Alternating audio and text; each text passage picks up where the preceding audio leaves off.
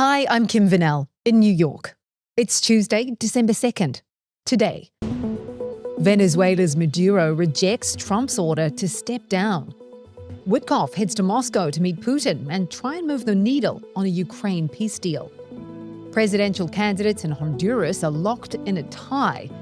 And the US Supreme Court grapples with a music copyright case.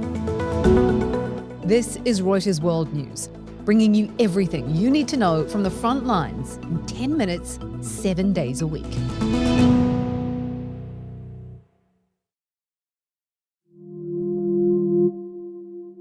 The pressure on Venezuela is intensifying. Trump met with top advisors, including Pete Hegseth and Secretary of State Marco Rubio on Monday to discuss Venezuela.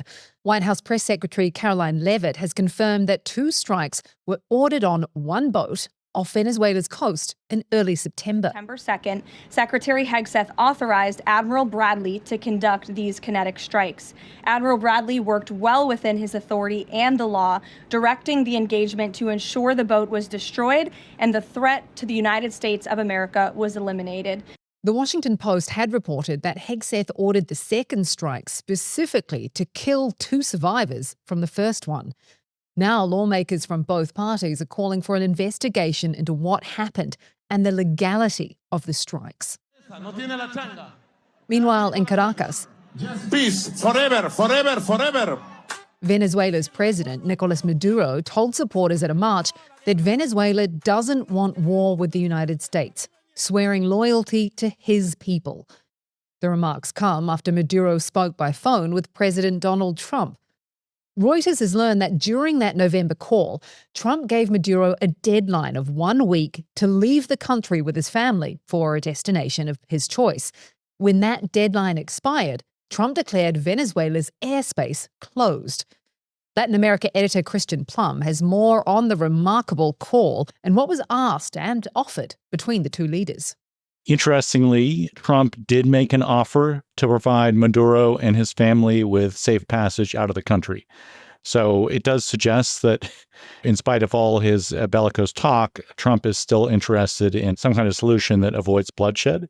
But at the same time, that wasn't enough for Maduro. He asked for various other conditions, such as full legal amnesty. He wanted the International Criminal Court case against him dropped, removal of sanctions for a bunch of other Venezuelan government officials, about 100 of them. So I think that Maduro is looking at history a little bit here, and he can see the way ousted leaders in Latin America elsewhere have been treated, and it's not a great history. So I think he sees that and for now is opting to try to hang on and maybe even call Trump's bluff a little bit. Sources say that Trump rejected Maduro's requests for amnesty and sanctions removal. US peace envoy Steve Witkoff is in Moscow today, sitting down with Russian President Vladimir Putin. The meeting follows talks in Florida between US and Ukrainian officials, discussions Washington has called productive. But so far, neither side has said what this new plan is. The original US proposal saw Ukraine giving up territory and shelving its NATO ambitions, a plan which Kyiv pushed back hard against. Witkoff's visit comes as commanders tell Putin they've fully captured the city of Pokrovsk in eastern Ukraine. Ukraine has not acknowledged Russia's statement. To Honduras now, where the presidential election is on a knife's edge. 2 candidates are effectively tied after the latest count, each holding just under 40% of the vote. Conservative National Party candidate Nasri Asfura telling his supporters to be patient and wait for the final result. The Electoral Authority's website shows him ahead by just over 500 votes. His opponent, the Liberal Party's Salvador Nasrallah, posted on X that internal projections put him ahead. It was not clear how many votes had been counted because of problems with the electoral portal. Frequent outages on the election website have piled on frustration in this super tight race.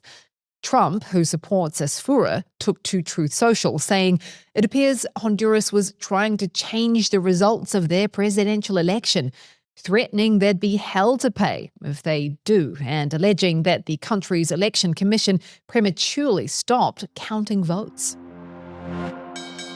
Now to markets, and we've got Amanda Cooper from Morning Bid with us. Amanda, what's on tap for today? Hi, Kim. Thanks a lot. Today, we're taking a look at Bitcoin and that sell-off in the broader crypto market and how that's rippling across to stocks and affecting the mood generally. We're also taking a look at how US traders are keeping a close eye on the Bank of Japan at the moment. And no day is complete without a look at least one of the Magnificent Seven.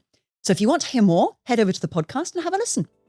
Thanks, Amanda. And just like you can for Reuters World News, you can also ask your smart speaker for Reuters Morning Bid, or listen wherever you get your podcasts. You can also watch on Spotify.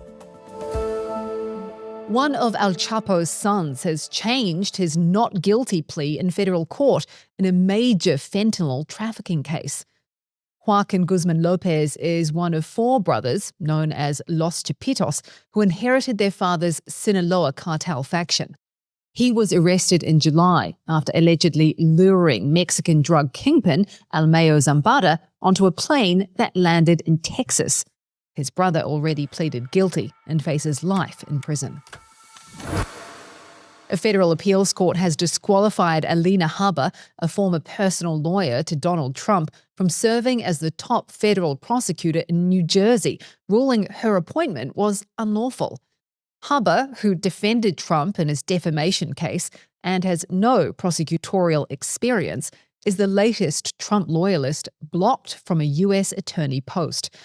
Judges have now rejected his interim appointments in Virginia, California, and Nevada as well. The ruling affects scores of active criminal cases in New Jersey and forces the Justice Department to find a new prosecutor to supervise them. The surviving National Guard member who was shot near the White House last week is still fighting for his life, according to West Virginia's governor. 24-year-old Andrew Wolf is in a serious condition, but has given medical staff a thumbs up and is moving his toes. The other Guard member, 20-year-old Sarah Beckstrom, died a day after the shooting.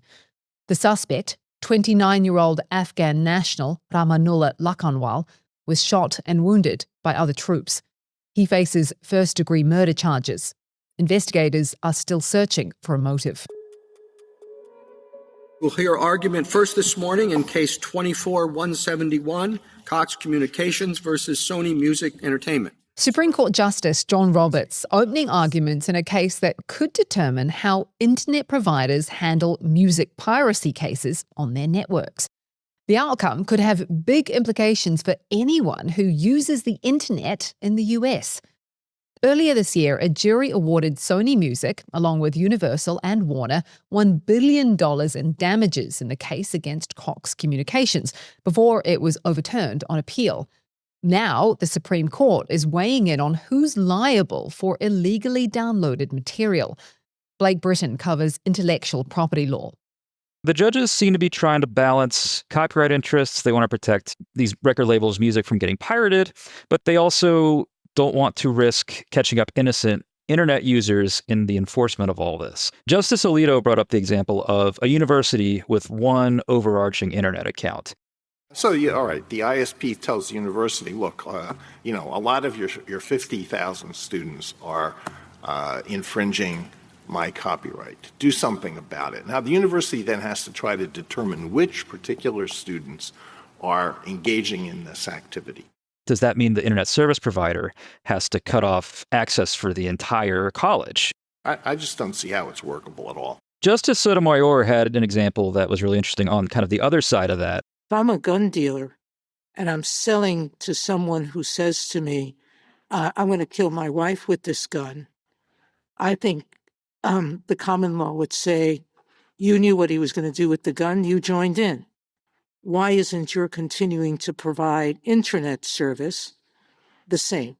The lawyer for Cox has argued that this could cause internet service providers to have to cut off access to entire hospitals, universities, even towns in some cases, based on, say, an allegation that one person is infringing copyrights. The labels have argued this isn't true, and Cox acted particularly badly in failing to address this. I think a loss for the music labels here could theoretically make it tougher for the labels to address music piracy through these internet service providers.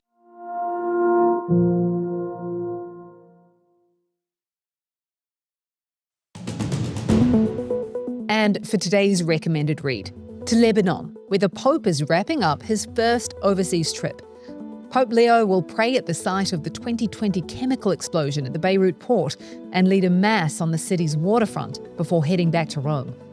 For more on any of the stories from today, check out Reuters.com or the Reuters app. Don't forget to follow us on your favourite podcast player. If you're listening on a smart speaker, just ask for the latest news from Reuters 7 days a week. We'll be back tomorrow with our daily headline show.